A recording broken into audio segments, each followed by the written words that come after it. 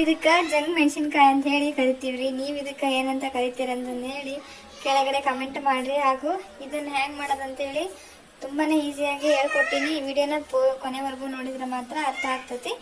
ಅಷ್ಟೇ ಈಸಿ ಕೂಡ ಐತಿ. ಬ್ಯಾಚುಲರ್ಸ್ ಮಾಡ್ಕೋಬಹುದು, ಮತ್ತೆ ಅಡುಗೆ ಕಲಿಯೋರಿದ್ರಿ ಅಂದ್ರೂ ಕೂಡ ಮಾಡ್ಕೋಬಹುದು. ನೋಡ್ರಿ ಇಷ್ಟು ಗ್ರೇವಿಯಾಗಿ ಎಣ್ಣೆ ಭರಿತವಾಗಿ ಆಗೈತೆ ಅಂತ ಹೇಳಿ. ಇದು ಚಪಾತಿ ಮತ್ತೆ ಅನ್ನ ಮತ್ತೆ ರೊಟ್ಟಿ ಎಲ್ಲದರಲ್ಲೂ ಸರಿಯಾಗಿ ಹೊಂದ್ಕೊಳ್ಳುತ್ತೆ. ನನಗಂತೂ ತುಂಬಾನೇ ಈ ಪಲ್ಯ ಅಂದ್ರೆ ಇಷ್ಟ. ನಿಮಗೂ ಇಷ್ಟನಾ ಅಂತೇಳಿ ಕಮೆಂಟ್ ಮಾಡ್ರಿ. ಹೆಂಗ್ ಮಾಡೋದಂತ ವಿಡಿಯೋದಾಗ ತೋರಿಸ್ಕೊಡ್ತೀನಿ, ಕೊನೆವರೆಗೂ ನೋಡ್ಕೊಂಡು ಬನ್ನಿ.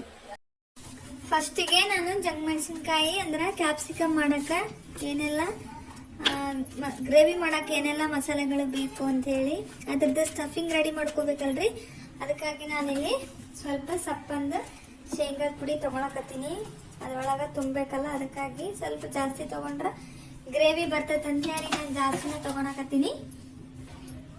ಇದಕ್ಕೆ ಸ್ವಲ್ಪ ಖಾರನ ಹಾಕೊಳ್ರಿ. ನಿಮ್ದು ಖಾರ ಹೆಂಗೆ ತಿಂತೀರಿ ಅದ್ರ ಮೇಲೆ ಡಿಪೆಂಡ್ ಆಗ್ತತಿ.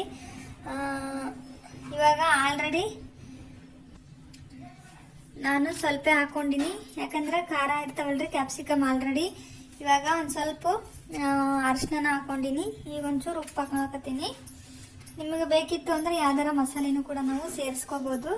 ಈಗ ಇಷ್ಟೆಲ್ಲ ಹಾಕಿ ಇದನ್ನ ಸ್ಟಫಿಂಗ್ ಹಿಂಗೆ ನೀರು ಹಾಕಿ ನಾವು ಮಿಕ್ಸ್ ಮಾಡ್ಕೋಬೇಕಾಗ್ತತಿ.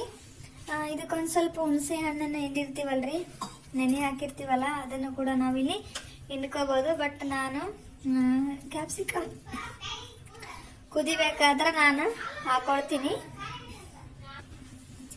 ಹಿಂಗೇನು ಸ್ಟಫಿಂಗ್ ಮಾಡಿರ್ತೀವಲ್ರಿ, ಈಗ ಆಲ್ರೆಡಿ ನೋಡ್ಗ ಖಾರ ಮೆಣಸಿನ್ಕಾಯಿ ಬೀಜ ಇರ್ತಾವ, ಇದ್ರೊಳಗೆ ನಾನು ಇಲ್ಲಿ ತುಂಬ್ಕೊಳಕತ್ತೀನಿ.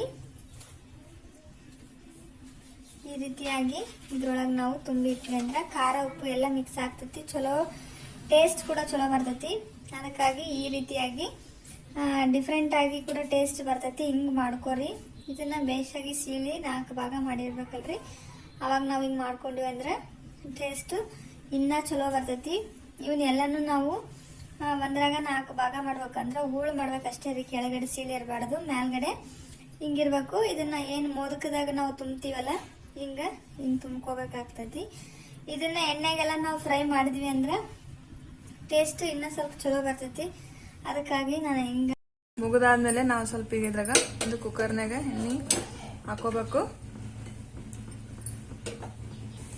ಇಲ್ಲಿ ಇಟ್ಟಿನಿ, ನೋಡ್ತು ಇದ್ರಾಗ ಹಾಕ್ಬೇಕು.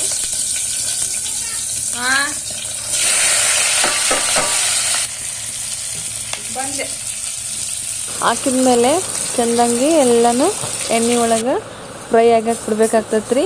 ಆಮೇಲೆ ಸ್ವಲ್ಪ ಖಾರ ಉಪ್ಪನ್ನ ನೀವು ನೋಡಿಕೊಂಡು ಚೂರು ಎಣ್ಣೆಗೆ ಫ್ರೈ ಆದಮೇಲೆ ನೀರು ಹಾಕ್ಕೊಳ್ರಿ. ಎಲ್ಲ ಸ್ಟಫಿಂಗ್ ಅದ್ರೊಳಗೆ ಹಾಕಿಸಿ 1-2 ವಿಸಿಲ್ ಹೊಡಿಸ್ಬಿಟ್ವಿ ಅಂದ್ರೆ ಟೇಸ್ಟಿಯಾಗಿರುವಂತಹ ಕ್ಯಾಪ್ಸಿಕಮ್ ಪಲ್ಯ ರೆಡಿ ಆಗಿಬಿಡ್ತೈತ್ರಿ. ಇಂಥವೇ ಇಂಟ್ರೆಸ್ಟಿಂಗ್ ಹಾಗೂ ರುಚಿಯಾದ ಈಸಿಯಾದ ರೆಸಿಪಿಗಳು ಬೇಕು ಅಂದರೆ ಶ್ರುತಿಲೋಕ ಚಾನಲ್ನ ಫಸ್ಟಿಗೆ ಸಬ್ಸ್ಕ್ರೈಬ್ ಮಾಡ್ಕೊಳ್ರಿ. ವಿಡಿಯೋನ ಕೊನೆವರೆಗೂ ನೋಡಿದ್ದಕ್ಕೆ ಧನ್ಯವಾದಗಳ್ರಿ. ಮತ್ತೆ ಇನ್ನೊಂದು ವಿಡಿಯೋದಾಗ ಸಿಗ್ತೀನಂತ್ರಿ.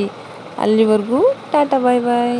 ಈ ವಿಡಿಯೋ ಹೆಂಗೆ ಅನ್ನಿಸ್ತು ಅಂತ ಹೇಳಿ ಕೆಳಗಡೆ ಕಮೆಂಟ್ ಮಾಡೋದನ್ನು ಮಾತ್ರ ಮರಿಬೇಡ್ರಿ.